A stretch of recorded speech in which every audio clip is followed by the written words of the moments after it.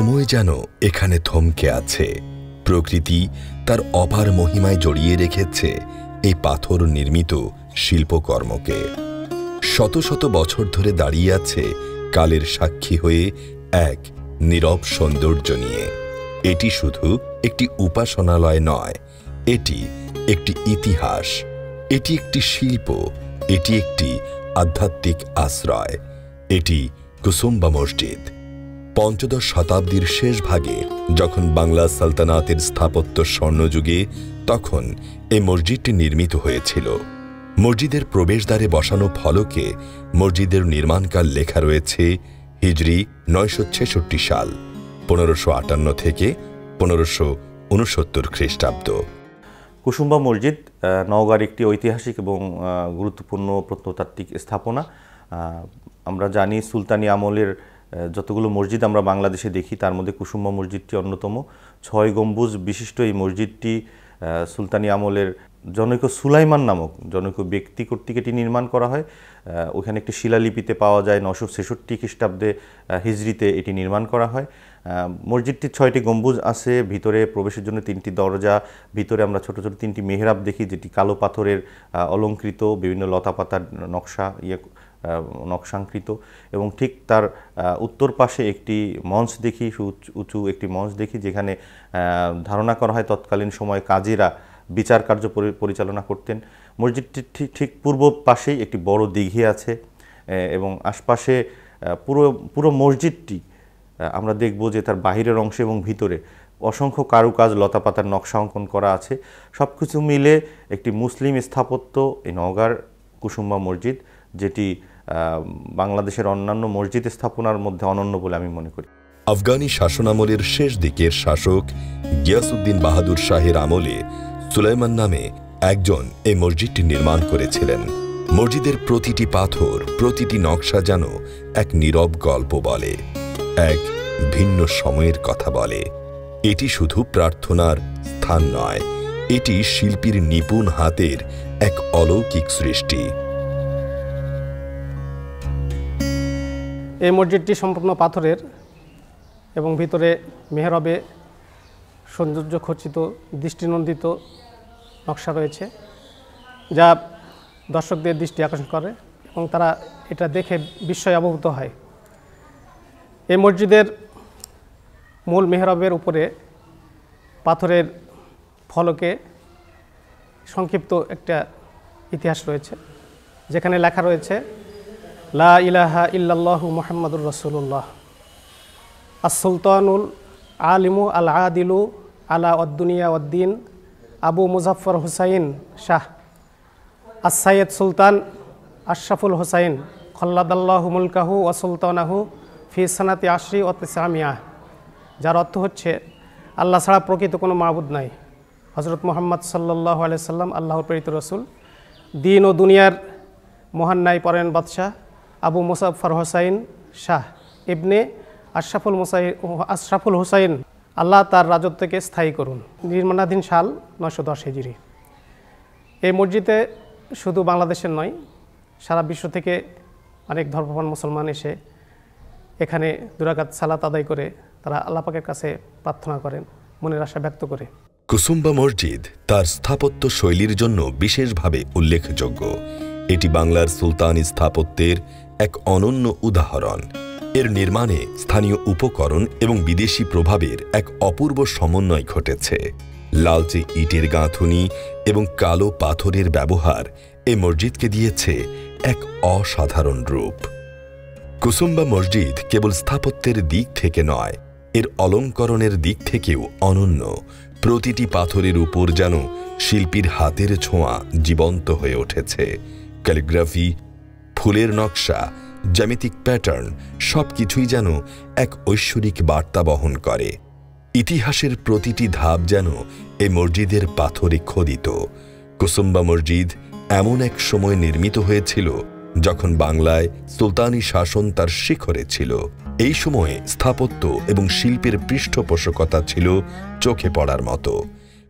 আর মসজিদটা হচ্ছে পাথরের তৈরি, মসজিদের ভিতরে বাহিরে পাথরের অলঙ্কৃত করা। এত শৈল্পিক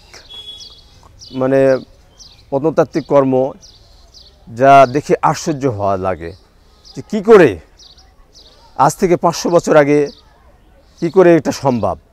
তখন কি ডাইস ছিল না ছেনি দিয়ে হাতে কাটা, এত সুন্দর করে কি হলো, সবাই অবাক আশ্চর্য হয়।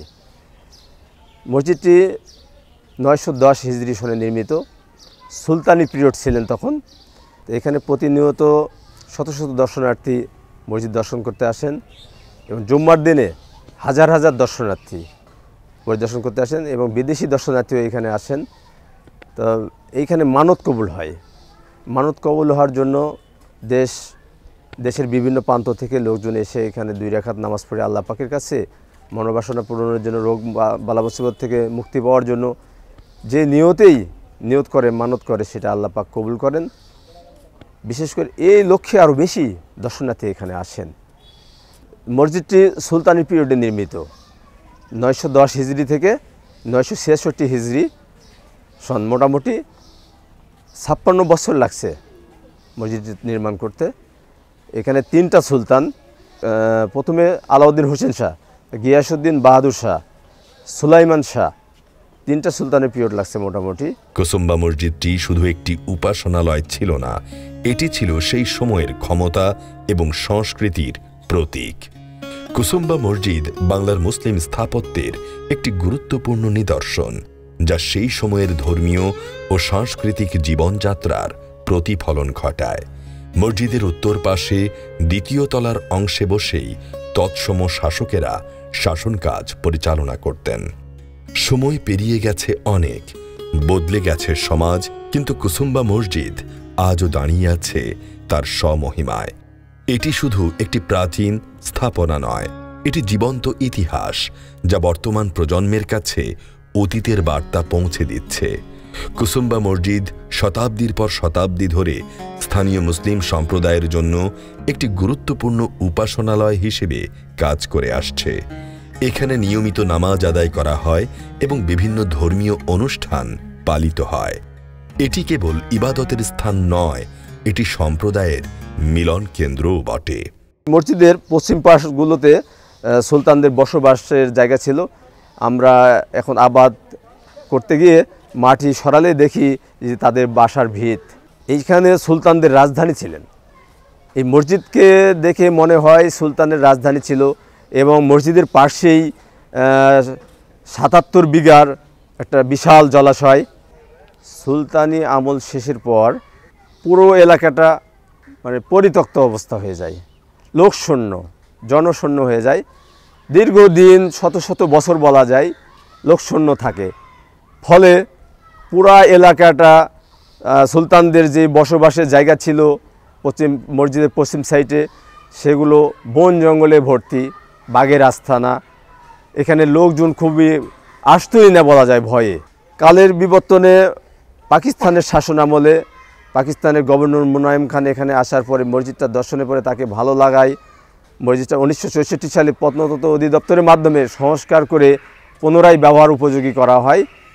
এখনও ব্যবহার করতেই আছে জনগণ। এখানে প্রতিনিয়ত 5 ওয়াক্ত নামাজ আদায় হয়। কুসুম্বা মসজিদ প্রকৃতির বুকে এক পাথরের ক্যানভাসে আঁকা এক অনবদ্য শিল্পকর্ম।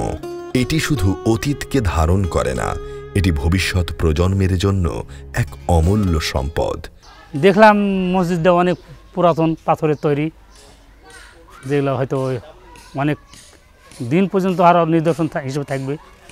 কারুকার্যগুলো অনেক সুন্দর, অনেক পুরাতন, বহু যুগ পর্যন্ত মানে এই নিদর্শনগুলো থাকে যাবে।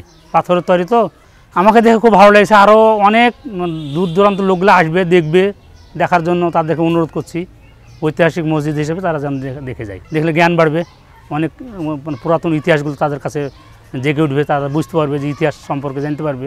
কুসুম্বা মসজিদ এক নীরব প্রহরী, যা ইতিহাসের নীরব সাক্ষী হয়ে দাঁড়িয়ে আছে।